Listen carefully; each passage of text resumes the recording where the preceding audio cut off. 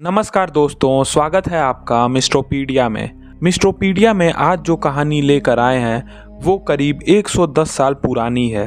पूरे 110 साल पुराने इस किस्से में 8 लोगों का कत्ल है और सभी 8 कत्ल आज तक पहेली बने हुए हैं।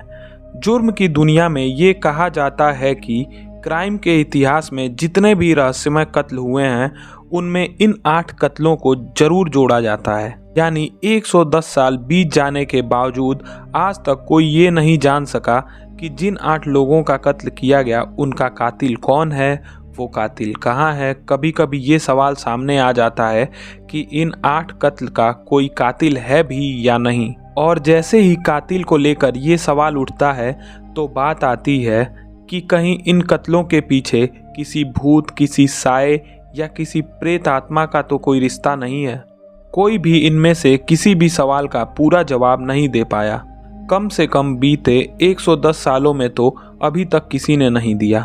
110 साल पहले 8 कत्ल हुए, उनका कातिल बेशक आज तक किसी को नहीं मिला, मगर जिस बंगले में कत्ल की ये सनसनीखेज वारदात हुई वो बंगला आज भी मौजूद है। बंगले में रखा सारा सामान आज भी वैसा ही रखा हुआ है जैसा 110 साल पहले रखा था। बीते 110 सालों के दौरान इस घर को खंगालने के लिए न जाने कितनी बार पुलिस गई होगी, खुफिया एजेंट्स ने वहां रात गुजारी होगी और जिस को कत्ल के इस किस्से में जरा भी दिलचस्पी थी उसने इस घर का चप्पा चप्पा अपनी आंखों से उलट पलट कर देखा होगा। लेकिन लगभग 1 सदी के दौरान ये बंगला कुछ और भी लोगों के लिए आकर्षण का केंद्र रहा। दुनिया भर के वो तमाम लोग जो भूत प्रेत और आत्मा वगैरह की बातों और कहानियों में यकीन करते हैं वो अक्सर इस बंगले पर आते रहते हैं। ऐसे लोग जिन्हें आत्माओं से बात करने का शौक़ है या आत्माओं के बारे में गहरी दिलचस्पी रखते हैं, जो पैरानॉर्मल एक्टिविटी में शामिल होते रहते हैं, उन सभी को भी ये बंगला अपनी ओर खींचता है और वो लोग उसे देखने जरूर जाते हैं। इस मामले में सबसे हैरान करने वाली बात यह है कि पिछले कई सालों से जो इस बंगले की देखभाल कर रहे हैं वो भी इस बंगले में नहीं जाते। यहाँ तक कि जो सैलानी या पैरानॉर्मल टूरिस्ट इस बंगले में रात गुजारने की इच्छा रखते हैं उसे बंगले की चाबी पकड़ा दी जाती है और वहाँ से लौटते वक्त उनसे चाबी ले ली जाती है। यानी रात के वक्त टूरिस्ट के अलावा उस बंगले में और कोई नहीं होता। सवाल ये उठ सकता है कि अगर टूरिस्ट की भीड़ बंगले में है तो फिर वहाँ डरने जैसी कोई बात तो होनी नहीं चाहिए। लेकिन यहाँ हल्का सा पेंच है। बंगले की देखभाल करने वाले केयर टेकर की एक ही शर्त होती है कि एक वक्त में केवल 8 टूरिस्ट ही बंगले में रह सकते हैं। असल में बंगले के केयर टेकर का मानना है कि उस बंगले में मौजूद तमाम ज़रूरत की चीज़ें सिर्फ 8 लोगों के हिसाब से थीं, लिहाजा वहाँ एक वक्त में टूरिस्ट भी 8 ही होने चाहिए। क्योंकि 110 साल पहले जब यहाँ 8 कत्ल का किस्सा हुआ था तो उस वक्त बंगले में एक परिवार के 6 लोगों के साथ 2 मेहमान भी थे, लिहाजा ये 8 का अंक बेहद गौर करने वाला है। तो अब तक हमने उस बंगले के बारे में जाना जहाँ पे 8 कत्ल हुए थे, लेकिन इस 8 कत्ल के पीछे की कहानी क्या है ये मैं आपको बताता हूँ। ये कहानी अमेरिका की है। अमेरिका में एक शहर है वेलिस्का मोंटगोमरी काउंटी। इसी काउंटी में एक जगह है आयोवा। किस्सा शुरू होता है साल 1912 को। एक शांत और छोटा शहर वेलिस्का की उस वक्त की आबादी महज 2500 लोगों की थी। शहर नया था और तेजी से विकसित भी हो रहा था। नए कारोबारी और उद्योगपति इस शहर में अपना बसेरा बना रहे थे। शहर के बीचों बीच से ट्रेन की पटरियां गुजर रही थीं, लिहाजा ट्रेनों के आने जाने का शोर ही शहर का इकलौता शोर था। इसके अलावा सारे शहर में सन्नाटा रहता था। इसी शहर की हद में एक कारोबारी परिवार भी रहता था जिसे मूर फैमिली भी कहा जाता था, जो सिया मूर और सारा मूर पति पत्नी थे। उस वक्त पति की उम्र 45 और सारा की उम्र 39 की थी। उस वक्त जो की उम्र 45 और सारा की उम्र 39 की थी। जो और सारा के 4 बच्चे थे। सबसे बड़ा बच्चा 11 साल का था जबकि सबसे छोटे बच्चे की उम्र 5 साल की थी। लेकिन इसी परिवार के साथ 2 और बच्चे रहते थे, जिसमें एक की उम्र 8 साल थी जबकि दूसरे की उम्र 12 साल। ये कारोबारी परिवार बेहद खुशमिजाज और शांत प्रिय थे, साथ ही धार्मिक भी थे। इसीलिए इलाके के चर्च की ज़्यादातर देखभाल जो मूर की पत्नी सारा मूर किया करती थी और चर्च के कामों में बढ़ चढ़कर हिस्सा लेती थी। शायद इसीलिए इलाके के तमाम लोग इस परिवार की बहुत इज्जत करते थे। सब कुछ ठीक ठाक चल रहा था। साल 1912 की 10 जून को चर्च ने चिल्ड्रंस डे मनाने का कार्यक्रम रखा था। साथ ही खास प्रार्थना सभा का भी इंतजाम किया गया था। इसी चर्च से सारा मूर भी जुड़ी हुई थी। लिहाजा जो मूर और सारा अपने बच्चों को साथ लेकर चर्च जाते हैं। दिन भर के तमाम कार्यक्रम और प्रार्थना सभा को होते होते रात हो जाती है। रात करीब 9:30 बजे मूर पति पत्नी अपने चारों बच्चों को लेकर घर की तरफ जाने वाले होते हैं। तभी उनके पड़ोस के 2 बच्चे भी उनके साथ हो जाते हैं। चूँकि वो दोनों बच्चे पड़ोस के थे और बच्चों की आपस में दोस्ती थी, लिहाजा बच्चों के माता पिता इस बात के लिए रजामंद हो जाते हैं कि सारे बच्चे उस रात एक साथ ही मूर परिवार के साथ उसी बंगले में बिता सकते हैं। अब मूर दंपति अपने चारों बच्चों और पड़ोस के 2 बच्चों को साथ लेकर रात करीब 9:45 पर अपने घर में दाखिल होते हैं। घर पहुंचकर सारे बच्चे थोड़ा बहुत खाने पीने के बाद अलग अलग कमरों में सो जाते हैं। सारे बच्चे 2-2 के जोड़े में सो जाते हैं, जबकि जो मूर और सारा मूर अपने बेडरूम में सो जाते हैं। घर की लाइट बंद हो जाती है। 11 जून 1912 को सुबह के 8 बज जाते हैं, लेकिन मूर परिवार के घर का दरवाज़ा अब भी बंद होता है। न तो पर्दे हटाए जाते हैं और न ही सुबह की प्रार्थना होती है। ये बात मूर परिवार के पड़ोसियों को बुरी तरह चौंकाती है, क्योंकि आमतौर पर मूर परिवार सुबह जल्दी उठकर प्रार्थना करता था, जिससे उनके पड़ोसी अच्छी तरह वाकिफ थे। लिहाजा 11 जून की सुबह मूर परिवार के पड़ोसियों को अटपटी लगने लगी, क्योंकि सालों से उसने ऐसा सन्नाटा मूर परिवार में इससे पहले कभी नहीं देखा था। चाहे हालात कैसे भी रहे हों, कम से कम इतनी देर तक तो कोई सोता नहीं रहता था। फिक्रमंद पड़ोसियों ने मूर परिवार के घर का दरवाजा खटखटाया, तब भी कोई आवाज़ नहीं सुनाई दी। खिड़कियों से झांक कर देखा, कुछ नज़र नहीं आया। तब पड़ोसियों को चिंता हुई तो उसी मोहल्ले में रहने वाले सारा के भाई को खबर भिजवाई गई। सारा का भाई वहां पहुंचता है और बड़ी कोशिश के बाद घर के पीछे के दरवाजे को खोलकर वो घर के भीतर दाखिल होता है। उसके सामने एक बेडरूम था, वो सीधा उसमें जाता है। बेडरूम में दाखिल होते ही सारा के भाई की चीख निकल जाती है, क्योंकि कमरा खून से सराबोर था। फर्श पर खून ही खून था और बेडरूम खून से लाल हो चुका था। और उसी बेड पर सारा और जो मूर की खून से लथपथ लाशें पड़ी हुई थी। लाशों की हालत देखकर सारा के भाई के होश उड़ जाते हैं। सिर लगभग कुचला हुआ था। जो मूर की आंख लगभग बाहर लटक रही थी। देखकर यही अंदाजा हो रहा था कि कातिल ने बड़ी ही बेरहमी से उनका कत्ल किया है। बेडरूम की हालत देखकर सारा के भाई की हालत खराब हो जाती है। वो उल्टे पैर वापस लौटता है और पड़ोसियों से कहकर मार्शल यानी इलाके की पुलिस को इत्तला करता है। 10 मिनट में पुलिस मौके पर पहुंच जाती है। पुलिस के साथ सारा का भाई और दूसरे पड़ोसी घर में दाखिल होते हैं। बेडरूम का हाल तो सारा का भाई देख ही चुका था, लेकिन पुलिस के साथ वो घर के बाकी कमरों में जाकर देखता है। हर कमरे में लाशें ही मिलती हैं, हर एक बेड पर लाशें। सारा और जो के चारों बच्चे के अलावा पड़ोस के दोनों बच्चों की भी लाशें वहीं बेड पर पड़ी हुई थी। पुलिस अब अपनी तफ्तीश शुरू करती है। फॉरेंसिक और डॉक्टरों की टीम भी मौके पर आ जाती है। शुरुआती जांच का इशारा यही था कि सभी लोगों की हत्या नींद में की गई है, यानी कातिल इन लोगों को उस वक्त मौत के घाट उतारा जब वो सब गहरी नींद में सो रहे थे। लेकिन पुलिस और फॉरेंसिक के लोग उस वक्त चौंक गए जब उन्हें वहां 9 साल की एक बच्ची की लाश बाकी लाशों से अलग नजर आई।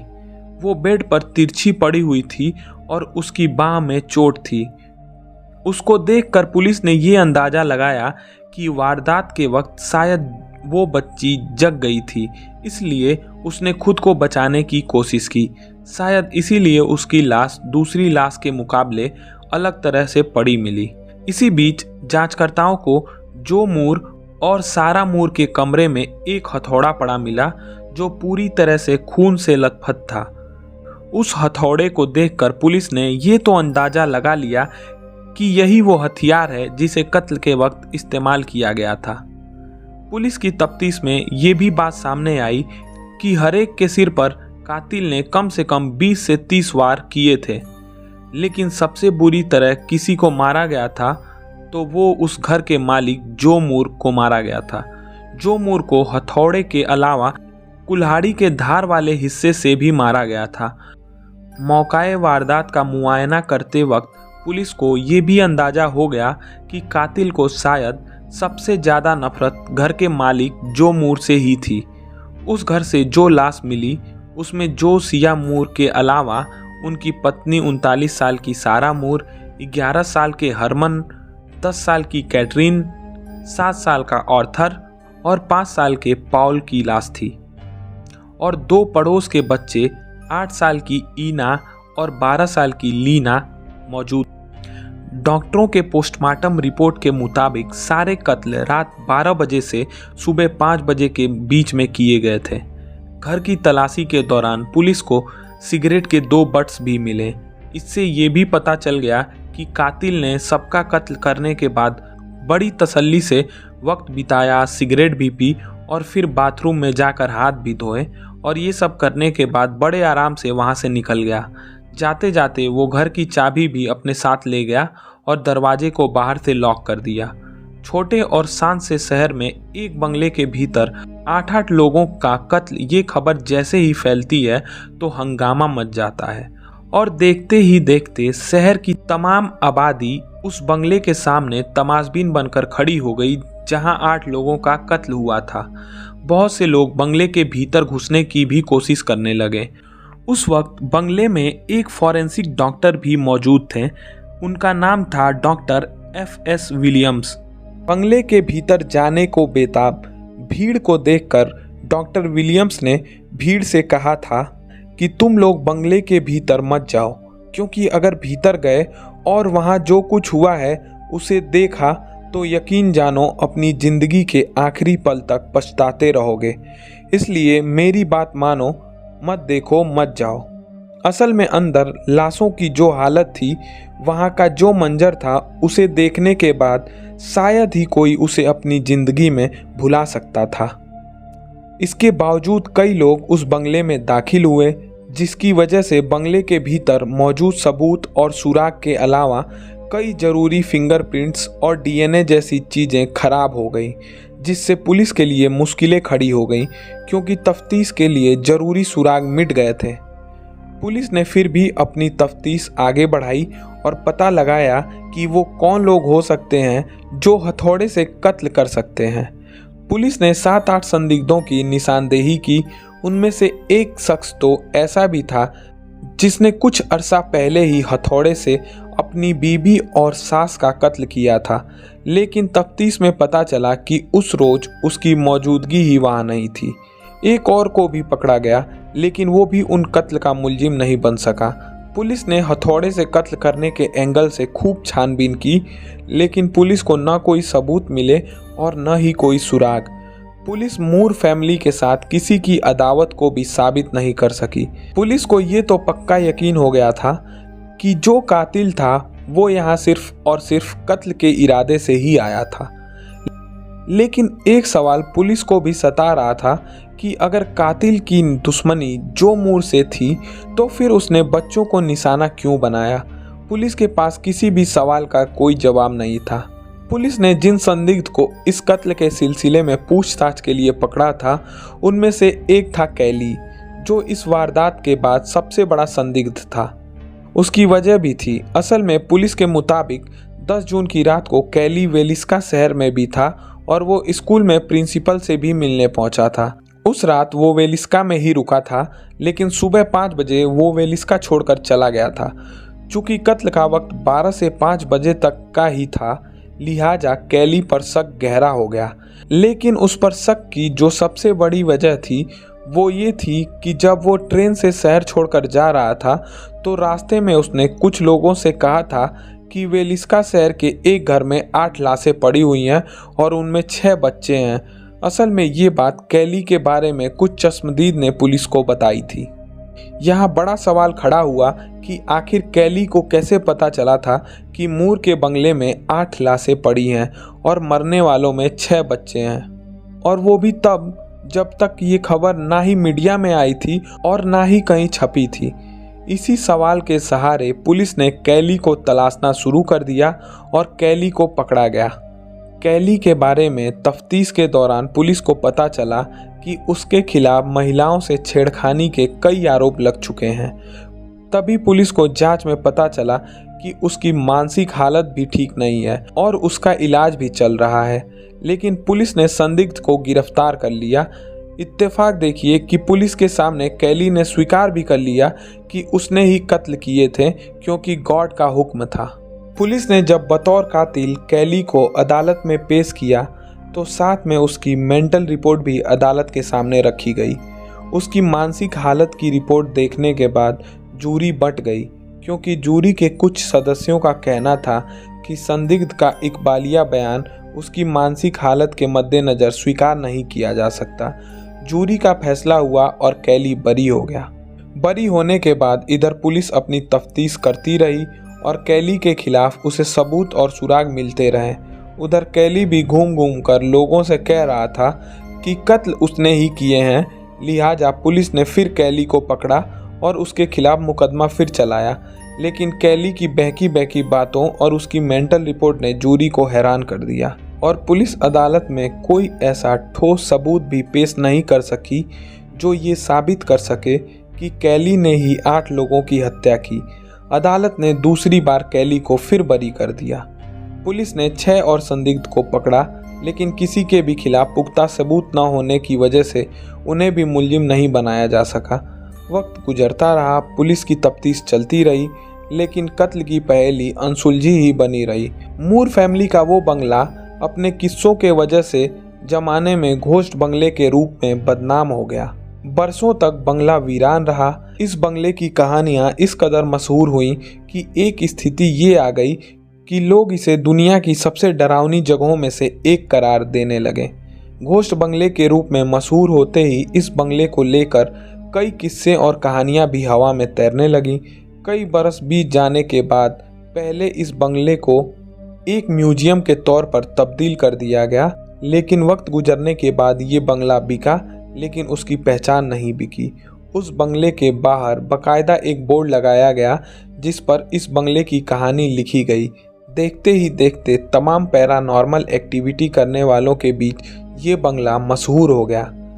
इस बंगले की डरावनी कहानियाँ और उनसे जुड़े किस्सों के बारे में सुनकर बंगले के मालिक ने इसे कमाई का जरिया बना लिया और बंगले को होटल में तब्दील कर दिया, जिसकी शर्त थी कि एक रात एक वक्त में सिर्फ 8 लोग ही यहाँ रुक सकते हैं, और वो भी अपनी जिम्मेदारी पर। इस बंगले से जुड़ा एक किस्सा लोगों को बहुत खींचता है। इत्तेफाक से बंगले में हुए कत्ल के ठीक 100 साल बाद यानी 10 जून 2012 को 2 शख्स इस बंगले में जाकर रुकते हैं। अगले रोज सुबह उन 2 में से एक जख्मी हालत में मिलता है। उसके सीने के पास खंजर के निशान थे।